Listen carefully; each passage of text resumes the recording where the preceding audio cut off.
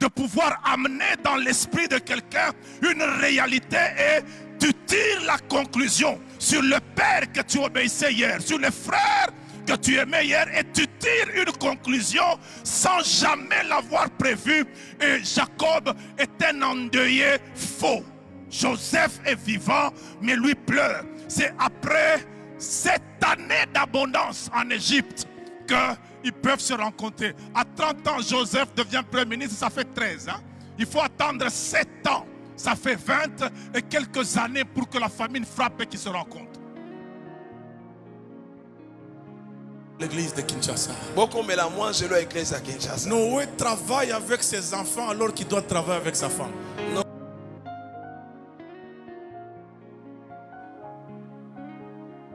Il s'agit de la dégénérescence des acteurs internes. Donc les serviteurs et les servantes de Dieu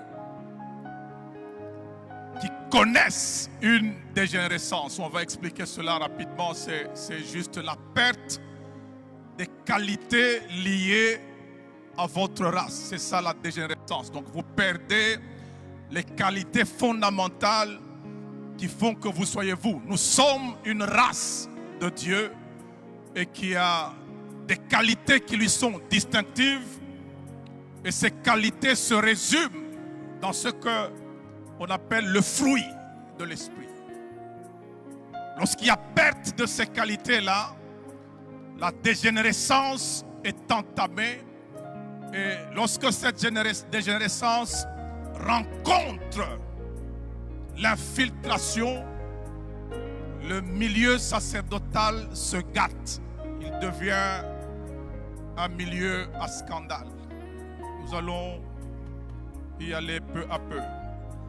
Deuxième raison, deuxième facteur qui transforme le milieu sacerdotal en un champ d'attaque.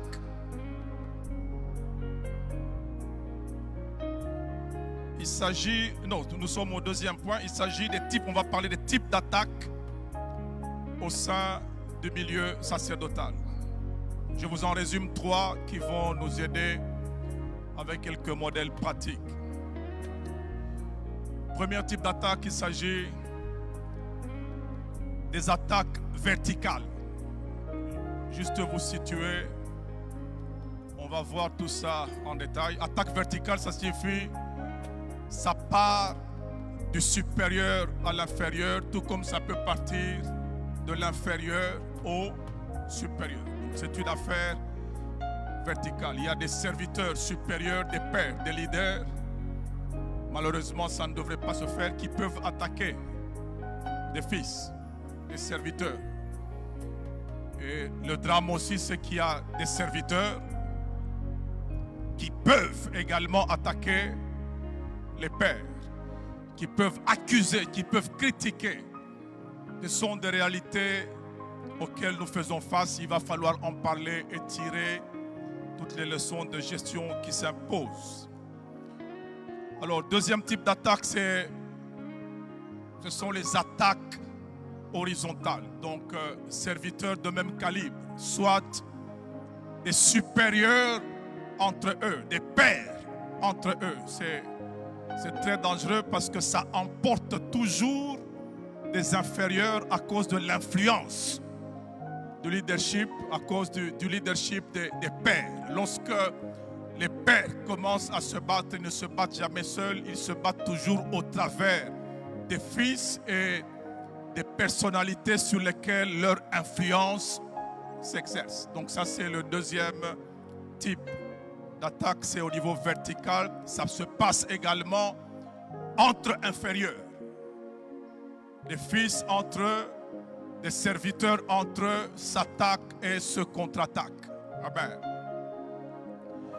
Et troisième type, ce sont les attaques mixtes ou combinées. Ça signifie une coalition supérieure-inférieure pour attaquer soit un supérieur, soit un inférieur.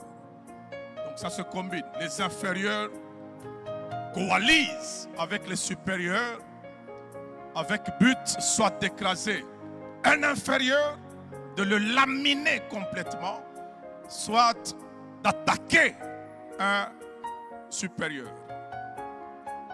J'espère que nous avons bien noté ces choses et nous allons essayer de tirer quelques modèles bibliques expérimentaux à coller sur ces grandes réalités. Alors, chaque serviteur et chaque servante opère dans un champ global que l'on peut découper en deux zones.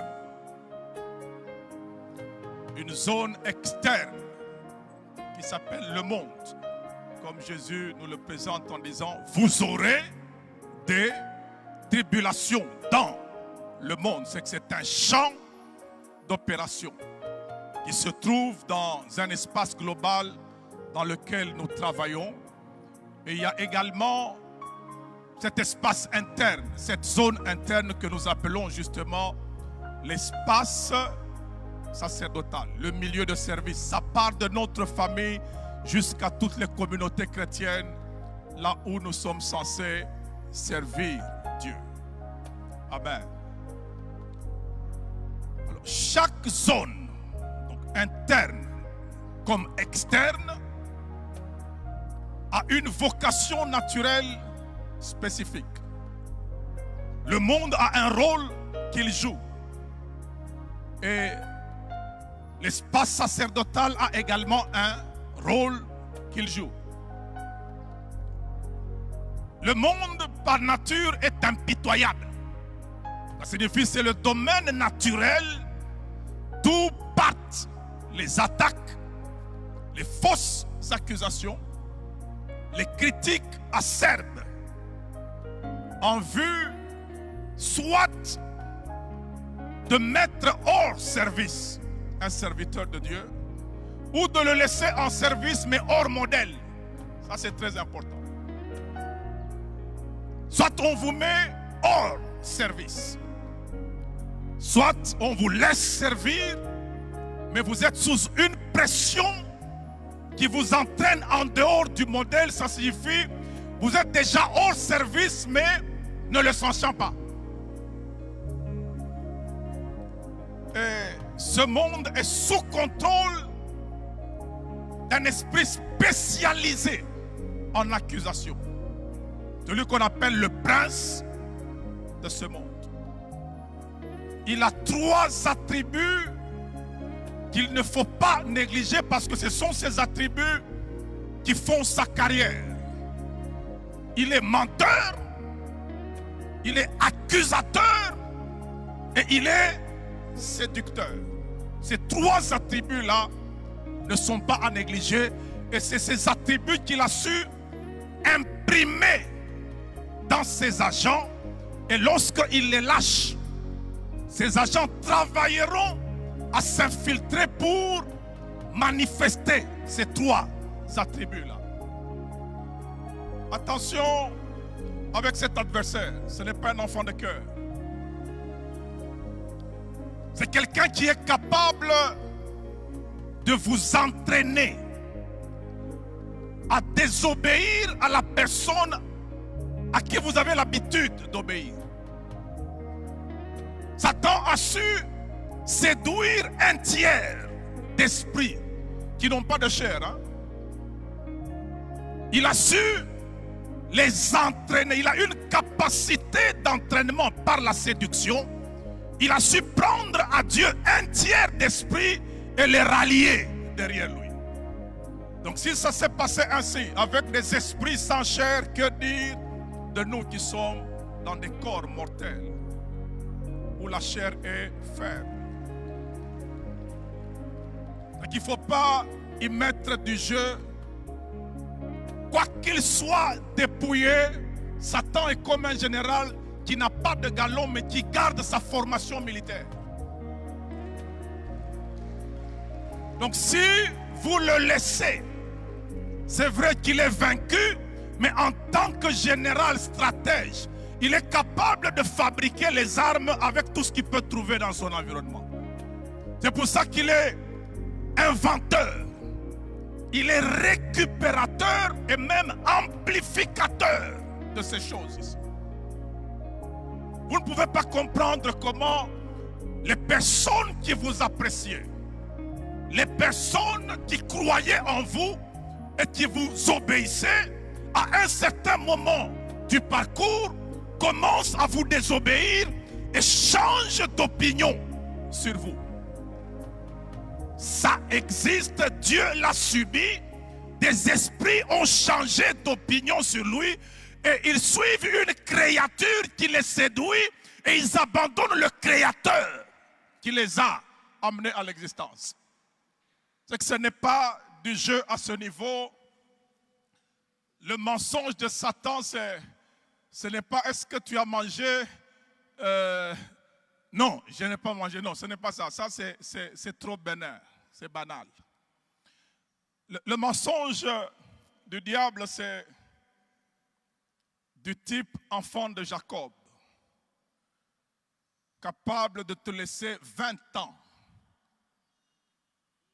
en train de pleurer un homme vivant. C'est à 17 ans que Jacob est informé que Joseph, qu'il a envoyé donner la nourriture à ses frères, c'est à 17 ans, vers 17 ans, qu'on lui amène cette tunique-là de Joseph et on lui dit, reconnais la tunique de ton frère. On ne lui a pas, de ton fils, on ne lui a pas dit, ton fils a été tué. C'est lui qui a tiré la conclusion.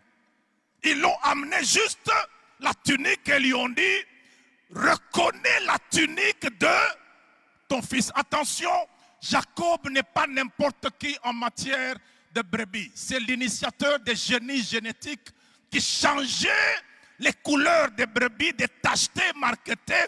Il pouvait les transformer. Mais quand on prend une robe que l'on trempe dans le sang d'un bouc, il est incapable de renifler le sang de bouc et il tire lui-même la conclusion, Joseph n'est plus, il a été dévoré par des bêtes sauvages. Ses enfants ne lui ont jamais dit qu'on a tué, ils ont juste présenté une réalité devant lui et lui-même a conclu.